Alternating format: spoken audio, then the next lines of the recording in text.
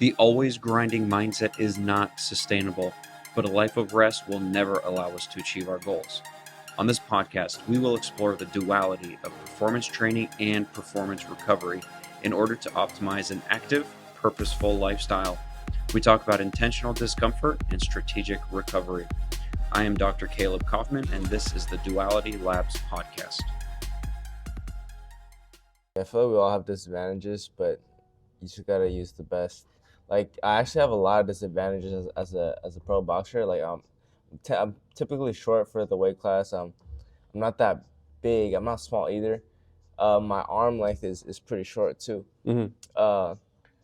And I'm not really like athletic. I built athleticism through like the hard work I put in, but like I have all these disadvantages that really I shouldn't even be a boxer. My hands are pretty small too. But I'm trying to stretch them out for you. yeah, exactly. But am I gonna complain about it, or am I gonna? You're gonna work through it. Yeah. You're gonna use those disadvantages as an advantage. Right. We need to get more people to box or fight or do jiu-jitsu. Or at least learn how to do it. And I think it's a great confidence builder. My kids love it, absolutely love it. They love the training. That's the hardest part. My 2-year-old daughter. Oh yeah. I say row fight, and she goes like this. Oh, She does two hands at once. I don't know if that's a new skill that she learned from somebody, but at least she's attacking. yeah. So 5 professional fights. Yeah. How many amateur? About 150. Jeez, dude. Yeah. How many years? That to get 150. Yeah. That probably took me like 14 years. When did you start Yeah. amateur? 8. I was 8. Okay. Well, my first amateur fight I was at 9. So. Jeez, do you remember it? Yeah. Like it was just yesterday. How'd it go? How big were you? Were you like this little? Tiny, dude. I was like 65 pounds. I wasn't hurting nobody, but that's another crazy story if you don't mind me telling you. Yeah, please. So a lot of people nowadays ask me like, what got you into boxing? And I say God, and this is why. It has to do with that first fight, because I was 9. My opponent was 10, which is my sparring partner.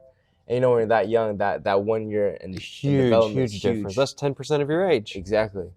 So he wouldn't beat me up in sparring, but he would beat me in sparring. Like not that there was a winner, but like all right, this guy got the best of it.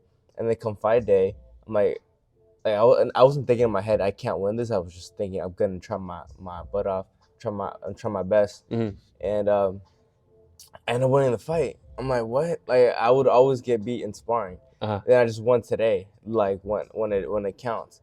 And the reason I say God is because since I won that fight, I fell in love. If I didn't win that fight, I could have easily fallen off and never boxed again. Yeah. So that's why I say God. So the success. Yeah. That's really cool. And then you did so 9 years old, 9 years old, you had your fights. And then as you progressed through middle school, elementary, middle school, high school, was it same thing, just amateur fights? And then you went and at what point did you get to that higher level?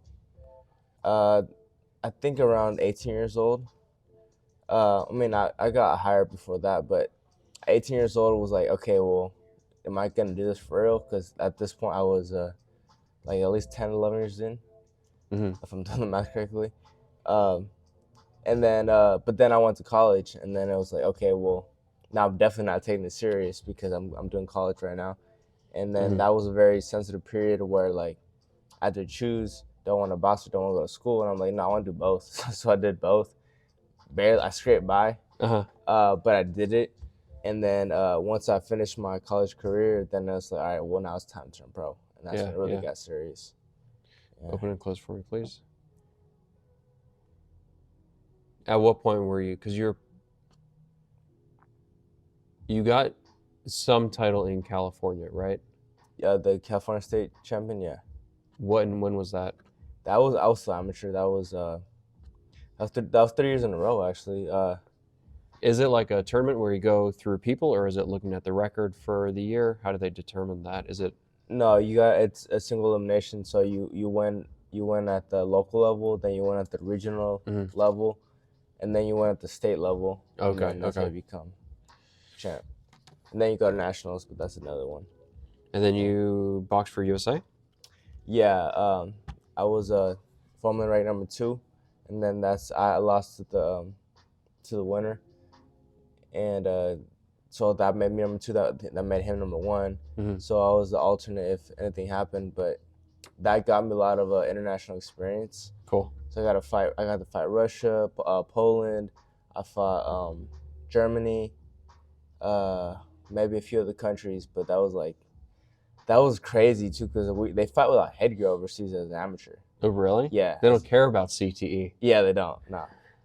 Well, I mean, I think it's like, I don't know. I guess technically since we're getting ready for the Olympics, but at the same time, if you have a whole tournament, that's way too much like cuts and bruises. Yeah. Way too much. Man.